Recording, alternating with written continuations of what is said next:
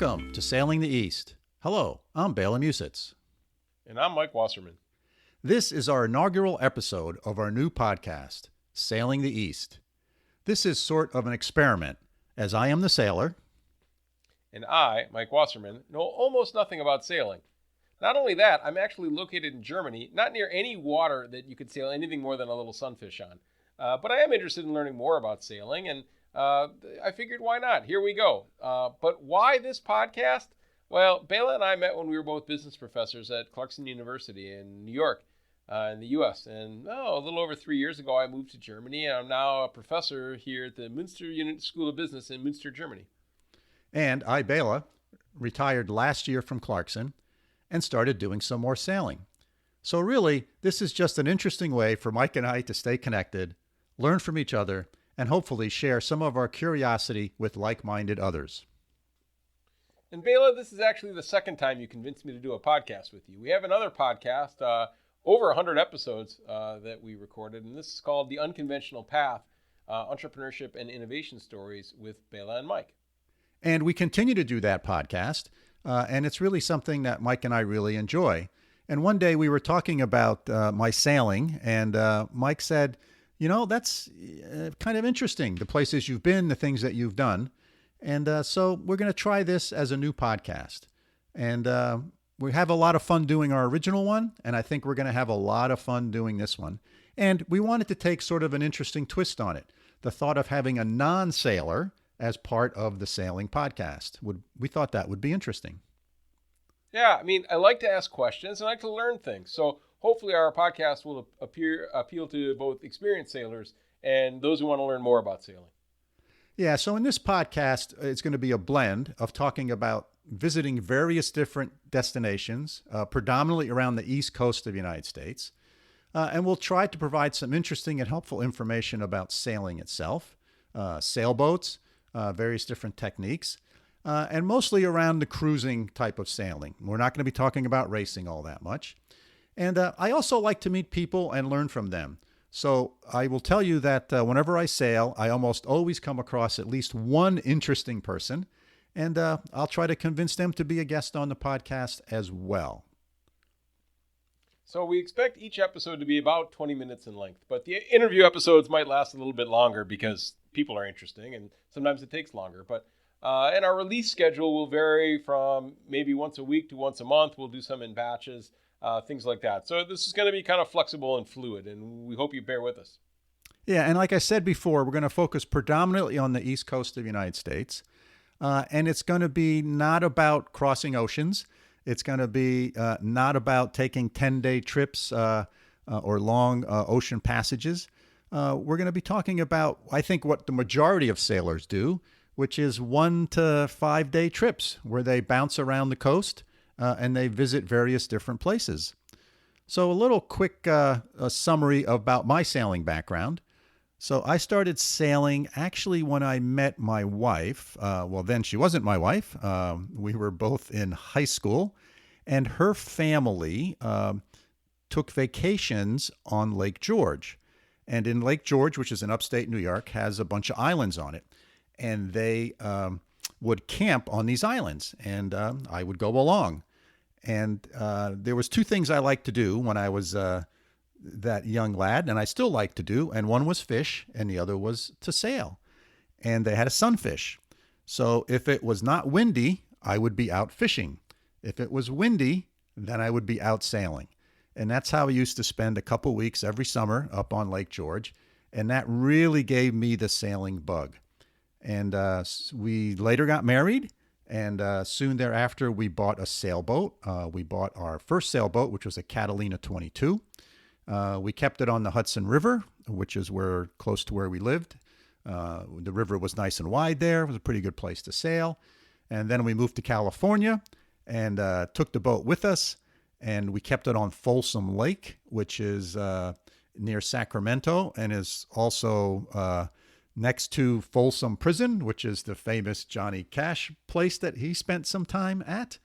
And then we moved back east and close to Lake George, and we kept the boat on Lake George for many years. And we had two sons, and as they got older, they liked sailing as well. And then we got into chartering. We got into chartering sailboats, and we chartered many times on Lake Champlain, which is a large lake that borders New York State and Vermont. It's about 100 miles long. We did a bunch of charters up there, and then to the Chesapeake Bay, which is down in the mid-Atlantic, and also did a couple of charters down in Tampa and Tampa Bay and sort of on the Gulf. And then I've done a couple of long passages on other people's boats, helping them move boats or deliver boats. One was from Fort Lauderdale, Florida to Newport, Rhode Island, which was done in 2 separate legs. And there we did some time out in the ocean and a lot of overnight sailing and stuff, as well as coming up the Intercoastal Waterway. And also did a passage from Halifax, Nova Scotia to Baltimore, Maryland. And this was also a very nice passage on a friend's boat. And so that's sort of the gist of a majority of my experience. And then since I retired and I have a lot more time, finally pulled the trigger and recently purchased a 45-foot cruising sailboat that we keep on Narragansett Bay, which is in Rhode Island. So we're going to try to talk about some of the trips I've been on, some of the places I've been to, some of the places we are going to, and hopefully give you sort of an introduction to some of the fun and excitement that you can have and the various different interesting places that you might want to stop and check out if you're a sailor yourself. And you can see the connection, Bela, that as you and I were talking about what you were thinking about in terms of buying this boat, that kind of spurred our conversation, which kind of led to the idea of this podcast. So really it was kind of A led to B led to C. And here we are. People may wonder, Mike, what's your sailing experience? And I'll tell you, it's not great. I do have experience. I sank an unsinkable dinghy once that was brand new, and dinner was on board. And that was, I guess, what I would call my first big sailing trip, small on your standards, but that was off the coast of Manitoulin Island on Lake Michigan, kind of up north. And we recovered the dinghy, but it wasn't my best moment. And then I didn't go on a trip for a long time after that. And then my second big trip was out on the Tasman Bay on the coast of New Zealand. And beautiful weather, beautiful boat that we were renting. And then somehow I bent some sort of jumper stay or something like this. And I have no idea what happened there, but it was fine. We got it fixed. It wasn't a big deal, but that didn't go so well. And then a long gap again. And then my third big trip that I went on, my best friends Doug and Dan, who are both sailors, kept insisting that we come along sailing with them. They actually hit a submerged lobster trap, and everybody agreed that it wasn't my fault because everybody, I think, was expecting me to screw something up. But I was cooking dinner at the time. So my sailing skills are minimal. They're generally appreciated around cooking and making drinks on board. I'm very good at that. And then to make it worse, I'm really bad at tying knots. I mean, I'm so bad at tying knots that for the last 20 years or so, I only really buy either slip-on shoes or like Velcro or those stretchy laces that you don't need knots that are popular. Seriously, I'm bad at knots. So you can see that I'm really not built for this whole sailing thing. But I'm curious and I'm interested, and I think that what Bela is doing is really cool. And you know, my friends that sail, I think what they do is great. So I'm a supporter and I'm interested. But hopefully that'll lead to some interesting questions. Okay. Bela, let me just start off with a broad question for you.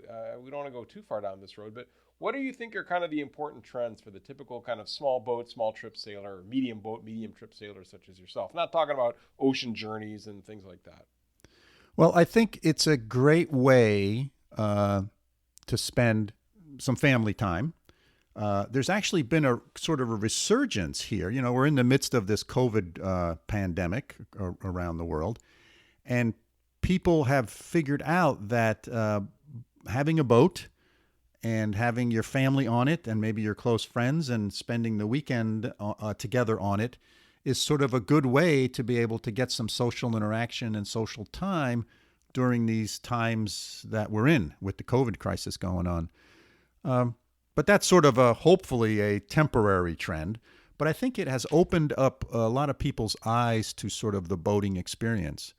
There's really some interesting things that happen. So boating I like to do two things, as I mentioned before. One is fly fishing and one is sailing. And when you first look at those things, you look at both of them and you say, oh, those look really hard and really complicated. And I'll tell you that in half an hour, even you, Mike, with your inability to do knots, I can get you sailing. I can get you to sail the boat and get it from point A to point B. A half hour of instruction, and that's all you need. I might not be able to get you to dock the boat. I mean, even I have trouble with that. But I can get you to sail it from here to there. And fly fishing is the same way. In 15 minutes, half an hour, I can get you fishing and you can catch some fish. However, both of these sports have lots and lots of subtleties. And if you want to, you can spend your whole life trying to perfect and master them. And at least for me, that's one of the intriguing things. So you can dive into this as shallow as you want or as deep as you want. And in both of these sports, especially in sailing, if you're not racing, there's really no way of keeping score, right? So it's not like golf, where whenever you play golf, you're keeping score, right? And there's this automatic competitive thing. One of the beautiful things I like about sailing is you just go out and you just sail around for a while. And the notion of, being wind powered and all that kind of stuff and trying to figure out how to harness the wind and make the boat move in the direction you want to go. I think that's become very interesting to people as we keep looking for social outlets and ways of doing things. So I think it's a sport that had a big explosion in the 60s and 70s with sort of the advent of making boats out of fiberglass and not wood. So the maintenance aspect went way down, and the amount of time and energy it took to maintain a boat went way down. And so it was a big explosion in the 60s and 70s, and then it sort of leveled off. And I think now it's starting to tick back up again, just because people are looking for ways of spending time together. And this is a great way. There's nothing nicer than getting on a boat, sailing for 4 or 5 hours, finding a nice quiet bay, dropping an anchor, spending some time there, going swimming, making dinner on the boat, sleeping on the boat, staring at the stars at night, and waking up the next morning and sailing for another 3 or 4 hours to some other bay and repeating it. It's really a very nice experience. Yeah, and you can do it without burning large amounts of fossil fuel, so there's a nice environmental piece to it, although, sometimes you have to, but yeah, so, it's kind of neat from the environmental standpoint, from the public health standpoint, right? There's some benefits to this that I think will be interesting to explore over the coming weeks and months. Yeah, I think it will be fun. I'm looking forward to doing this with you, Mike, and hopefully our listeners will get some benefit out of it as well.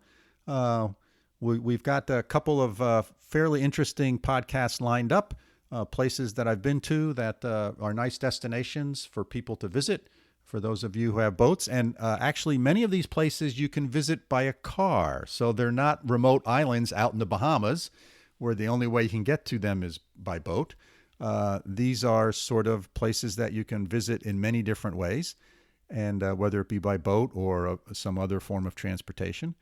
And we think it's also a podcast that, or I hope it's a podcast that people will find interesting, because it's in a little different niche than many of the other podcasts out there. There's a fair number of podcasts out there that are about people sailing around the world in the South Pacific or down in the Bahamas or the Mediterranean.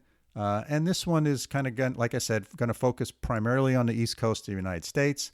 And it's going to be people who do, 2 to 3 to 4 to 5 day trips. Not someone who sold the house, sold the car, bought a boat, and is going to live on the boat and sail around the world. There's lots of those types of podcasts and YouTube channels out there for people who are interested. So I'm looking forward to it, Mike. Regular sailing for regular people. How's that for a tagline? Oh, that is. Mike, you're a genius. You must be a marketing guy. Let's not push it. Yeah.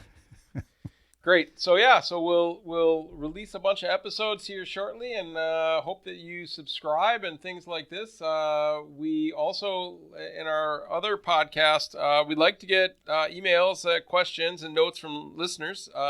we certainly are happy to explore topics that you're interested in or talk to people that you find interesting. So we encourage you to share. If you have another opinion, you're more than welcome to share that with us too, and we'll be sure to try to advance different perspectives and things like that. So, hopefully you'll find this interesting and thought-provoking. And if you want to get in touch with us, an email address to reach us is at sailingtheeast@gmail.com. And again, as Mike said, we'd love to have you subscribe. We'd love to have you send us some feedback. So until our next episode, signing off from upstate New York. See you next time, Mike. Sounds great, Bela, from over here in Munster, Germany. Hope you have a great week. And fair winds and calm seas for everyone.